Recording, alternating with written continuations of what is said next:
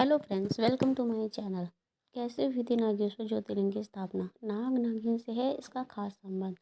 सभी मास में सावन मास सबसे ज़्यादा खास होता है क्योंकि इस पूरे मास में भगवान शिव माँ पार्वती के साथ पृथ्वी पर आते हैं। सावन में पूरा माहौल शिवमय हो जाता है और इन मंदिरों में खास रौनक देखने को मिलती है।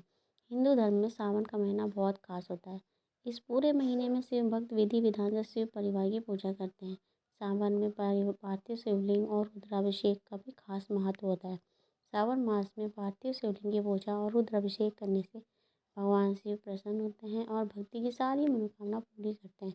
सावन के महीने में शिवालय और शिव मंदिरों में अलग ही रौनक और उत्साह देखने को मिलती है। भक्त भगवान के मंदिर को बहुत सुंदर तरीके से सजाते हैं।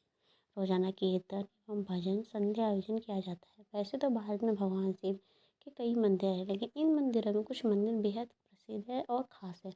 इसी में से एक है द्वारका का स्थित नागेश्वर मंदिर। चलिए इस मंदिर के बारे में हम आपको विस्तार से बताते हैं। नागेश्वर ज्योतिर्लिंग की कथा। नागेश्वर ज्योतिर्लिंग को लेकर यह कथा विख्यात है कि एक दारुका नामक एक राक्षसी कन्या थी।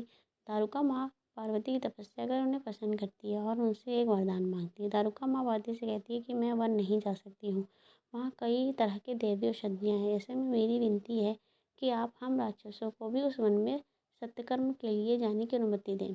माँ पार्वती दारुका को वरदान स्वरूप उस वन में जाने की अनुमति देती है। दारुका वन में जाने लगी और वहाँ जाकर बहुत उत्पात मचा और देवी देवताओं से उस वन में जाने का अधिकार छीन लिया। इसके अलावा दारुका शिव भक्त सुप्रिया को बंदी बना लिया। दारुका के अत्याचार से परेशान होकर सुप्रिया भगवान शिव की तपस्या शुरू कर देती है। भगवान शिव सुप्रिया की तपस्या से प्रसन्न होकर प्रकट होते हैं। भगवान शिव के साथ एक बहुत सुंदर मंदिर भी प्रकट होता है जिसमें एक ज्योतिर्लिंग प्रकाशित हो रहा होता है।